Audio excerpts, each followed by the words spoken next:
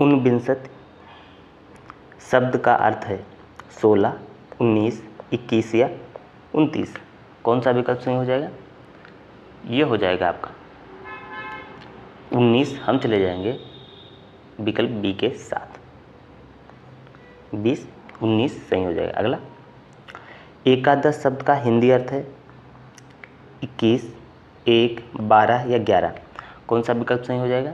तो ये हो जाएगा आपका एकादश मतलब 11। हम चले जाएंगे विकल्प डी के साथ।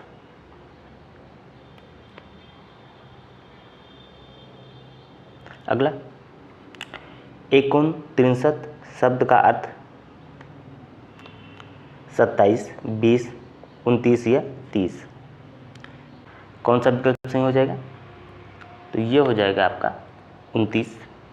हम चले जाएंगे विकल्प सी के साथ।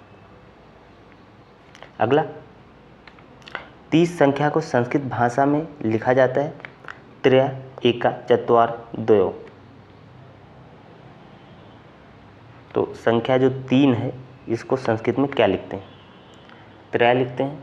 हम चले जाएंगे विकल्प ए के साथ, ए। अगला,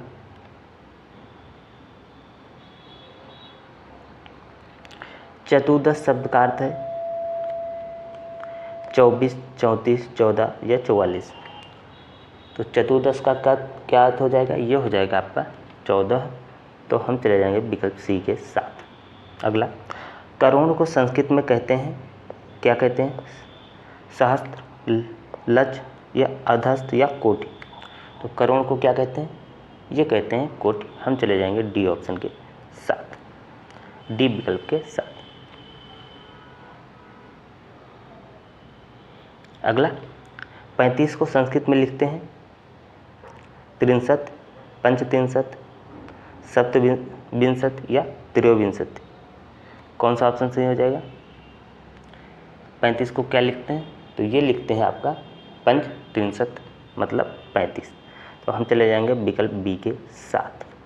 अगला, अष्टाविंशति का अर्थ क्या है? 24, 8, 28 या 56। अष्टाविंशति मतलब 28। हम चले जाएंगे विकल्प सी के साथ।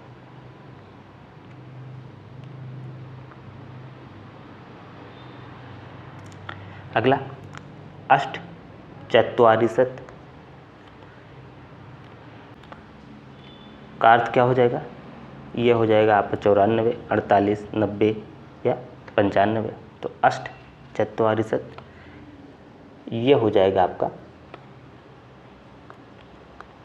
अष्टचत्वारिशत् का हो जाएगा आपका 48, 48।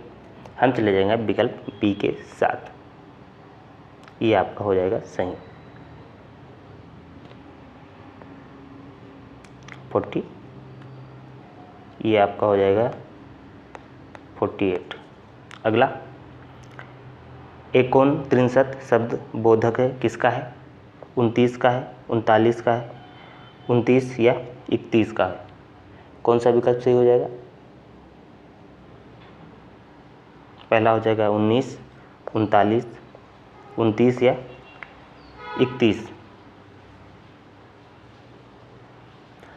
तो ये हो जाएगा आपका 29। हम चले जाएंगे सी विकल्प के साथ।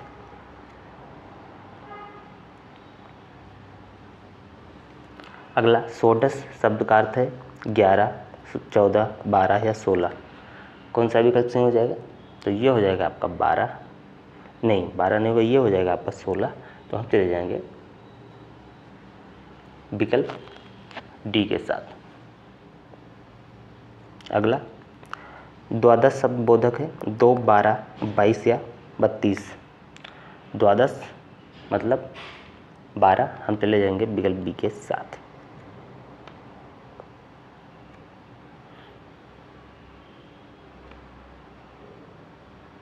अगला, एकोनविंशति पद संख्या का बोधक है, ये है आपका 21, 19, 31 या 11।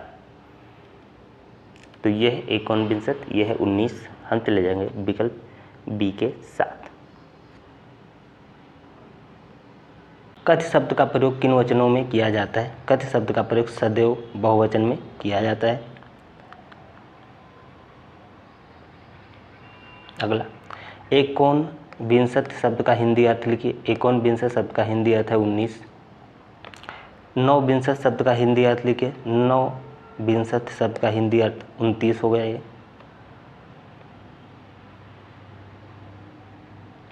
अगला, लाख को संस्कृत में क्या कहा जाता है? लाख को संस्कृत में लक्ष्य कहा जाता है।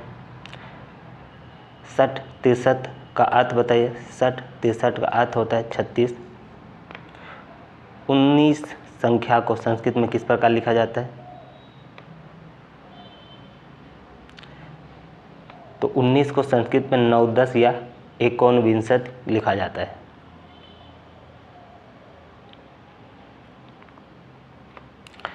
पंद्रह 5 से 15 तक गिनती संस्कृत में लिखे, 2023 में पूछा चुका। 1 से 10 तक गिनती लिखी संस्कृत में, ये 22 में पूछा जा चुका। और 15 से 20 तक के संख्यावाचक शब्दों में लिखना है, ये आपका 18 में पूछा जा चुका। तो सबको एक साथ ही कर लेते हैं।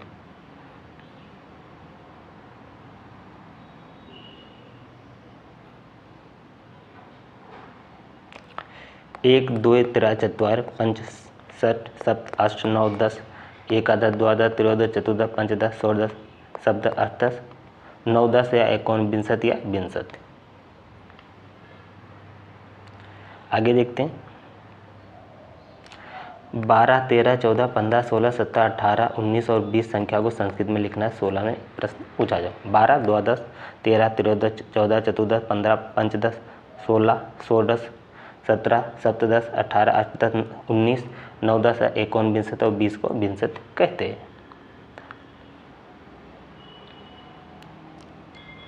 21 से 30 तक की गिनती संस्कृत में लिखिए। तो 21 एकोनविंशति 22 द्वाविंशति त्रयोविंशति 23 चतुर्विंशति 24 और 25 पंचविंशति 26 षड्विंशति 27 सप्तविंशति 28 अष्टाविंशति और फिर 29 नवविंशति या एकोनत्रिंशति या 30 63। तो 30 तक गिनती पेपर में कोई भी पूछा जा चुका है, तो काफ़ी महत्वपूर्ण है।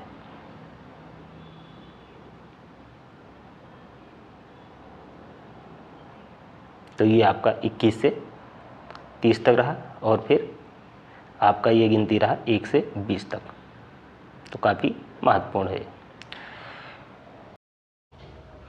आप लोग कमेंट करके बताइएगा ये क्लास आप लोगों को कैसी लगी। इसे लाइक करें, शेयर करें और चैनल को सब्सक्राइब करके बेल आइकन दबा दें।